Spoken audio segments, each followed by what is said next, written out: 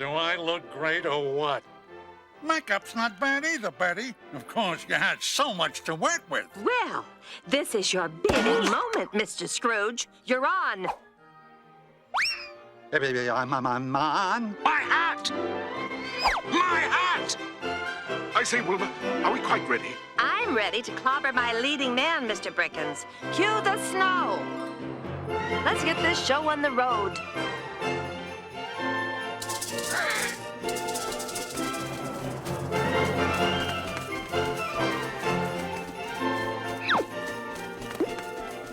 Wish me luck, Wilma. Yeah, break a leg. Curtain! Marbley was dead to begin with. Scrooge knew he was dead. Of course he did. My cane! My cane! Scrooge and Marbley were partners in Old Piltdown Town for I don't know how many years. Scrooge was his sole executor, sole friend, and sole mourner. Which brings me back to Marbley's funeral. There's no doubt that Marbley was dead. This must be distinctly understood, or nothing wonderful can come of the story I'm going to relate. As for Scrooge, he was a squeezing, wrenching, grasping, clutching, covetous old sinner, hard and sharp as flint.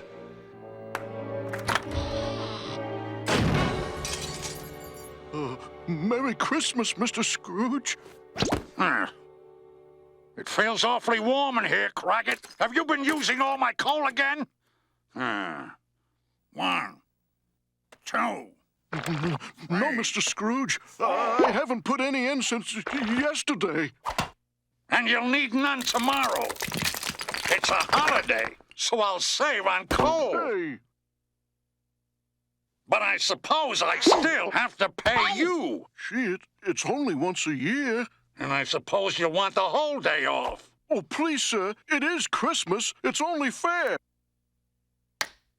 It isn't fair. Christmas. Humbug. Poor excuse for picking a businessman's pocket every 25th of December. Hey, Well, be sure to be here all the earlier the next morning. yes, sir, Mr. Scrooge. Why should the world take a day off? I could be collecting more debts and making more money. Master Ned!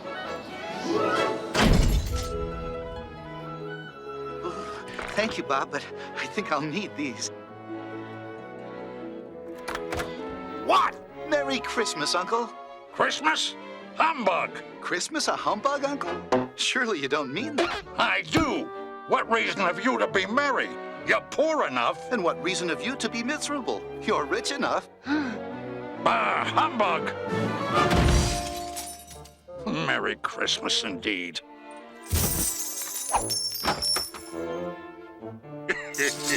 Huh? Tell me, my poor nephew, what's Christmas to you? Just a time for paying bills without money, a time for finding yourself a year older, and not an hour richer. If I had my way, every fool who goes about with Merry Christmas on his lips should be boiled with his own pudding and buried with a stake of holly through his heart. Uncle! Nephew! You keep Christmas in your way and let me keep it in mine. But you don't keep it. And I won't. Christmas has done me no good, and it will do you no good. Perhaps I haven't profited by it, but I say that Christmas is a kind, forgiving, charitable time. The only time when men and women seem to open their shut-up hearts freely. And though Christmas has never put any gold or silver in my pocket, I believe it has done me good and will do me good. And I say, God bless it. Crockett, are you trying to get fired? Get back to your ledgers. No, sir. Yes, sir. Sorry, sir. Now, if you're quite through, nephew, be off with you. But I'm not through, Uncle. I want to invite you to Christmas dinner with my wife and I. No, thank you. Why not? Why did you marry that penniless girl? Because I fell in love. Love? Bah, humbug. Love without money is a bad investment. Good afternoon. Please, Uncle, dine with us. I want nothing from you. Oh, why can't we be friends? Who needs friends when I have all this?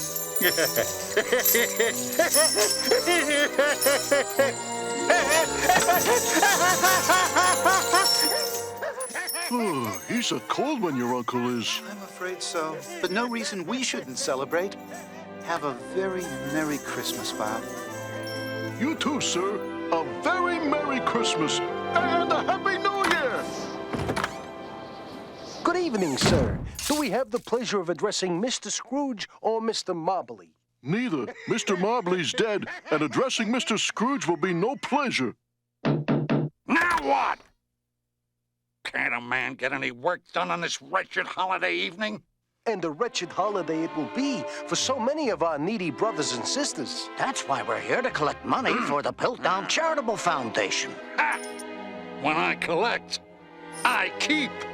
Surely, Mr. Scrooge, someone as well off as yourself can afford to donate something. I certainly can, but I won't. I support the workhouses. They cost enough. Those who are badly off must go there. Many can't go there, and many would rather die. If they'd rather die, they had better do it and decrease the surplus population. Good afternoon, gentlemen. I feel sorry for you, Mr. Scrooge. Save your pity for the Piltdown poor. They'll get nothing from me. Well, don't just stand there, Crockett. You can go too. Get out of here. Thank you, sir. Merry Christmas, sir. Remember, be here the next morning bright and early.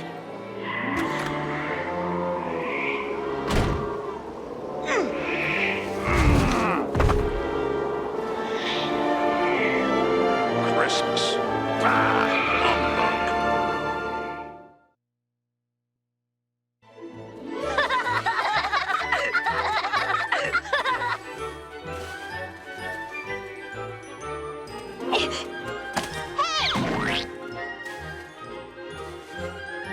Oh, miss me.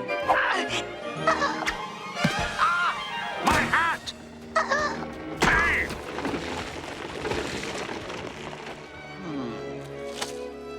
My hat! My hat! Uh-oh. There he goes, Constable! That juvenile delinquent assaulted my hat with a snowball! You there! Stop! Gotcha! All right, my lad, come along.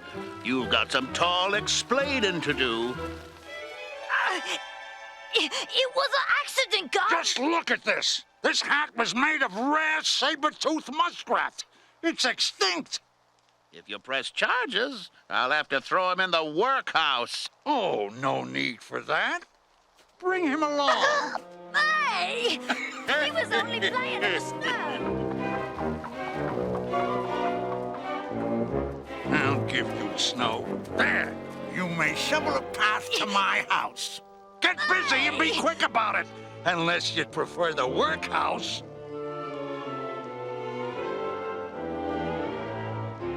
This is worse than the blinking workhouse.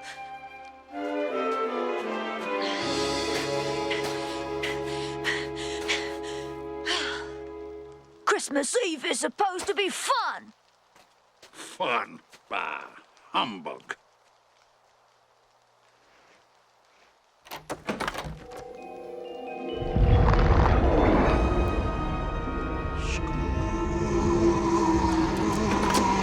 Mobley?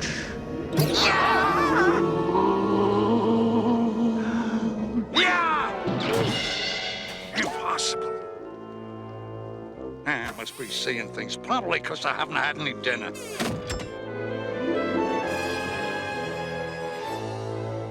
And so Scrooge retired to his rooms in the gloomy old house and prepared to spend Christmas Eve the way he always did, eating leftover gruel alone. But this Christmas Eve was going to be quite different.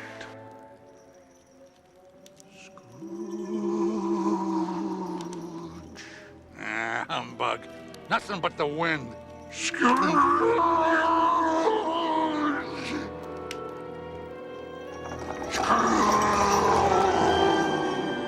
are you? Ask me who I was. All right. Have it your way. Who were you? In life, I was your partner, Jacob Marbley. You don't believe in me, do you, Scrooge? You're just a figment of my imagination caused by indigestion. It's that leftover gruel. Bah.